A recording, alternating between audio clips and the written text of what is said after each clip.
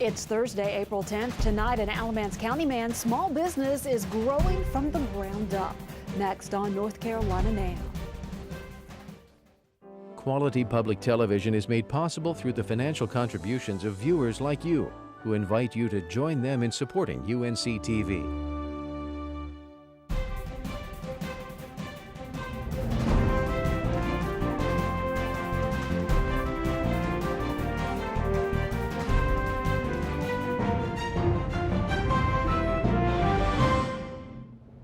Good evening, everyone. I'm Shannon Vickery. Thanks for joining us. Tonight on North Carolina Now, we'll hike the Over Mountain Victory Trail in Surry County.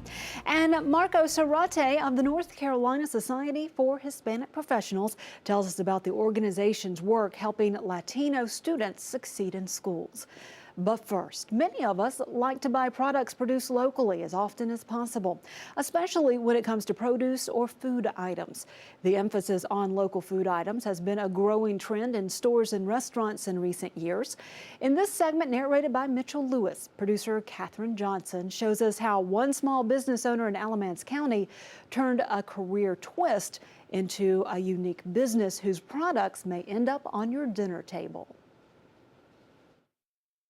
On Halloween Day in 2008, Eric Dunlap got a call that changed the course of his career path. He learned that he was being laid off.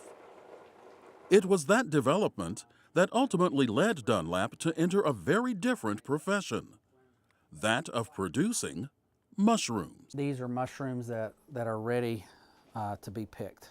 Dunlap got the idea after reading a magazine article about a program at North Carolina A&T State University that taught farmers how to grow shiitake mushrooms. He decided to give it a try. That was the beginning of Dunlap's business, mushrooms and more. Now he can harvest anywhere from 20 to 80 pounds of mushrooms a week, depending on the time of year. The mushroom growing process requires a few essentials: good logs, lots of moisture, warm temperatures, and darkness. The production process begins by drilling a series of holes in the log and filling them with spores, what is also known as inoculation. The logs support the growth of the mushrooms and need to remain as moist as possible. Then it's a waiting game. It can take many months before the logs start producing. Dunlap says it's rewarding but difficult work. In the course of a day, and this is a 7-day-a-week operation, I'll move anywhere from a half ton to a ton of logs. The logs weigh anywhere from 20 pounds to 60 pounds a piece. So it is a tremendous amount of work. Dunlap has been able to build a successful mushroom business in large part by selling to local restaurants. The thing that had paved the way for my entree into the marketplace was the coming forth of the locavore program, if you will, because everybody would like to have their entire menu be nothing but local. I talked to restaurateurs in the Greensboro and Chapel Hill area, and everybody was very open and very optimistic about the idea of having a local vendor for their shiitakes. Dunlap didn't stop with producing mushrooms. I decided that, well, I'll grow some seasonal vegetables and I'll deliver those to farmers market and sell them there. And so I started doing that. It was finding a use for produce that didn't sell that led Dunlap to the idea of making salsa and pickles, an idea that turned out to be a hit. One thing led to another, and they started selling. That went all summer long, and I decided, well, I think I can make a business of this, and started contacting retailers to see if they would be interested, had a label made, and started getting into retailers. My first big break came when the manager at Fresh Market Store No. 1 on Lawndale in Greensboro I left my pickles and salsa with him, and he and his assistant manager tasted them. And Jeff really fell in love with my pickles. And my phone rang one day and he said, "We'd like to carry your products." That led to Dunlap's Dogwood Hill brand products being offered in additional stores across North Carolina. He credits the success of his products to their freshness. The thing that sets us apart from 90% of the other salsas, we use fresh ingredients. We use fresh cilantro, fresh lime juice, fresh onions, and fresh peppers. Our salsas are low in sodium and they have no added sugar. Like I tell my customers, they're not only good tasting, they're good for you as well. Dunlap says Mushrooms and More and Dogwood Hill are truly mom-and-pop operations, consisting of himself with some help from his wife, Amy. I'm making all of my products by hand myself. I do all of the preparation myself. I do all of the record keeping. I do all of the equipment purchases, all of the ingredients. I go pick it up, I take it to the kitchen, I make it, I deliver it, I apply the labels, I do all of that. But it's the work that Dunlap says he is truly enjoying. It's been very rewarding. My friends say, you know, you're different. We can tell that you like what you're doing so much more than things that you had been doing. You're looking at a man and wife that depend on the ability of folks in North Carolina to continue buying our products. You are making a difference to us. Local does matter. Meanwhile, North Carolina truffle growers are hoping that truffle orchards could help replace tobacco as a crop, as well as helping to preserve farmland. North Carolina has fewer than 100 truffle orchards at present, but there is a lot of hope that truffles will eventually catch on big time in the Tar Heel State. Bob Garner has more. Look, show me.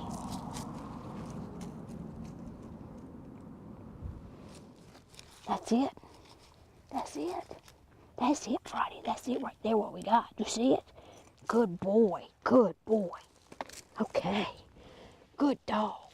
French black Périgord truffles are among the world's most expensive foods, with imports selling at over $100 per ounce. The good news is that a lot of the U.S. production of these truffles takes place right here in North Carolina.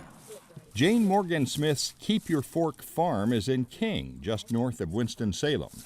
We are in a very similar latitude here to the largest in Europe, which are in Spain. And so our growing conditions are similar, mountains, changing of the seasons, rainfall, all that kind of thing. And the soil is really terrific too. We have good red clay soil with some loam, so it's good draining soil. Truffles grow underground along the roots of hazelnut and certain oak trees, and truffle growers plant their orchards with seedlings inoculated with the truffle spores. Growers in Europe used to use pigs to locate the hidden truffles, but now trained dogs like Friday have largely taken over the job. What we have discovered over time is that the pigs really like to eat those truffles, and they're hard to get away from the pigs. So people have begun to train dogs. And everybody who hunts truffles commercially now does use trained dogs. The dogs are happy with a treat or some playtime, you know. A pig really isn't all that anxious to please. Not really. The other good news about this delicacy is that it only takes a tiny amount of these pricey truffles to impart a big flavor boost to your food. For example, try a little butter containing chopped truffles on grilled chicken. Now the butter has all melted on this chicken. So, truffle butter on the chicken with mushrooms. Oh yeah.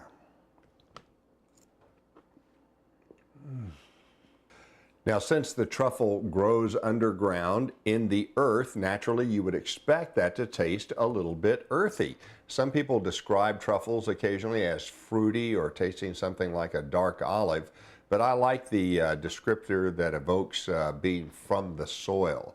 Oh, that's incredible. Now, of course, truffles are expensive. If a chef comes to your table and shaves some truffles on top of a dish like this pasta dish with lentils and truffle butter, that's probably going to add maybe $12 to $15 to the price of the entree. Is it worth it? You bet it is. Now, this particular dish with the lentils is a little bit earthy anyway, and then of course with the truffles in the butter and the sliced truffles, that is awesome. The thing about truffle is you never cook it. Cooked truffle loses all its flavor. So it's something that you add just at the end and warm through, and then you get that full, rich truffle flavor. Try this, a little truffle butter in some simple potato soup. Let it melt and get thoroughly incorporated in there. Those potatoes and those carrots.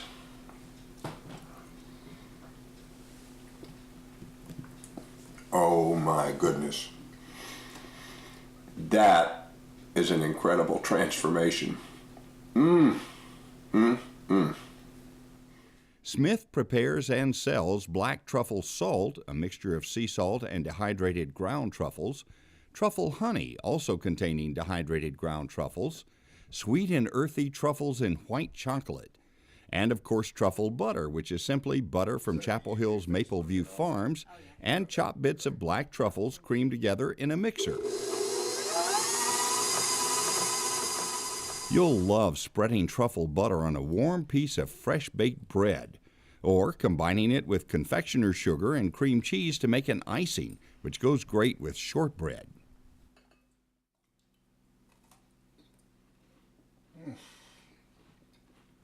Truffle products in the marketplace up until now have been truffle flavored.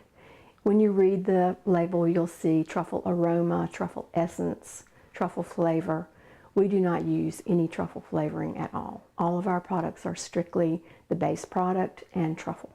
There are ups and downs in growing truffles, of course. Smith had to plant some truffles in her orchard to demonstrate to us how Friday hunts them, because it's been kind of an off-season. Like many North Carolina growers, she's been struggling this year with a disease problem specific to the area on which there's little research. But her newer hazel tree growth is free of the blight. The treatments are continuing, and she feels the orchard will be back to full production next season. Meanwhile, she's using some imported French truffles in her products, and that means her customers will perhaps feel they have a little extra cachet when they make a great hors d'oeuvre, like this cream cheese garnished with grated Parmesan and cranberries and covered in truffle honey.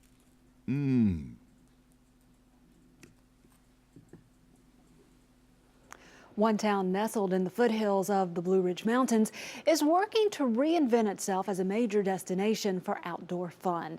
Heather Burgess takes us out on the trails to Elkin, where a determined group is blazing new paths for the future.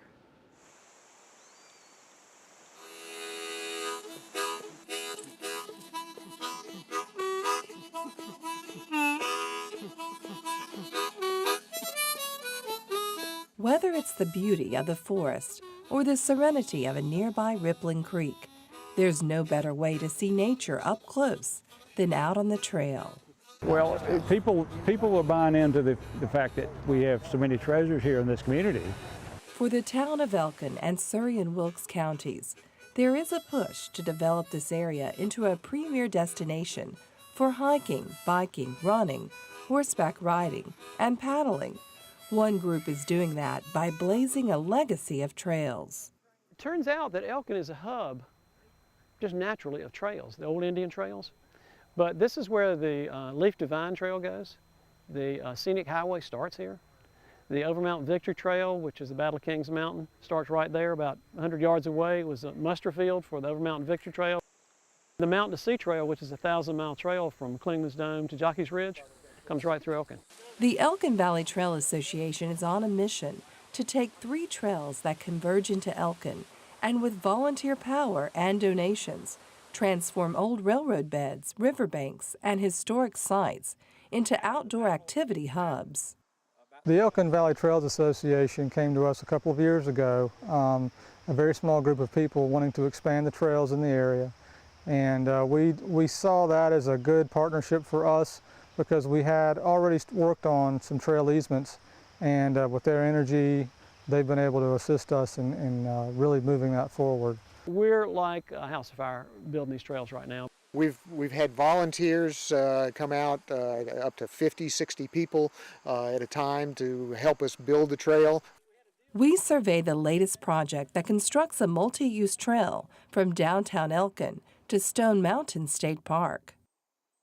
All our trails coming into the city, the Mountains to the Sea Trail, the Over Mountain Victory Trail, the vineyard trails that we're having, and even the Blue Water Trail down the Yadkin River. They all come through Elkin. People are getting excited about it. The train came right here. This first phase is Rails to Trails with a 2¼ mile hiking biking segment on the historic Elkin and Allegheny Railroad railbed. The Elkin and Allegheny Railroad Master Plan is for us to extend this out of the town of Elkin and all the way to Stone Mountain State Park, which is going to be approximately around 18 miles of trail between here and Stone Mountain State Park. As you walk along, you can see where the trains stop for coal or water, and even find some remnants from old factories who depended on Elkin Creek for water and power. Yep, that's Elkin Shoe Factory. Isn't that something? The section from Stone Mountain to Elkin will also accommodate horses. It's a pretty steep mountain, but we've got a guy that's in our club that owns a equipment company, and he's doing the grading and he's making switchbacks in the mountain where it won't be so steep. The good part about the trail is you only cross the highways. You don't have to go up and down highways, and anymore it's too dangerous to get on the road. So this trail is going to be really good for families. The plan is to eventually connect the trail east to Pilot Mountain State Park as part of the North Carolina Mountain to Sea Trail. The property owners have donated their land. We haven't bought any land. They've come out in droves, basically, to say, hey, I want the trail to come across my property and allow us to cross it without buying it or anything else. I think it has more to do with the quality of life. If you love the outdoors and you want to be outdoors, here's your opportunity to be able to step out of your house, get on a trail, and theoretically you could hike from here to Stone Mountain to the Great Smoky Mountains and get on the Appalachian Trail and go all the way to Maine if you wanted to. As progress continues with developing and improving, it's the enthusiasm and support of the people of Elkin that keeps the mission of new and happy trails a reality for the town. What it's all about is the people, you know. Everybody's given their own discretionary energy, time. I think people can feel the energy. Something's happening in town, and they feel confident. We know the trail is going through the town. They know we're committed to make this happen.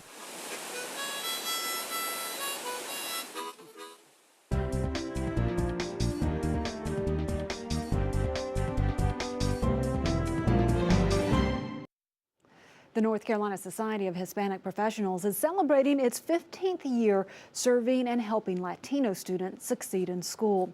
The Society's president and co-founder, Marco Zarate, stopped by our studios to talk about the programs and partnerships the NCSHP has working towards that goal.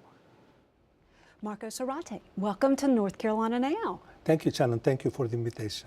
You are the president and co-founder of the North Carolina Society of Hispanic Professionals. Your organization is celebrating its 15th anniversary this year. Bring us up to date on your work and your mission. Yes, we're delighted that this year we are celebrating our 15-year anniversary. I'm delighted that the idea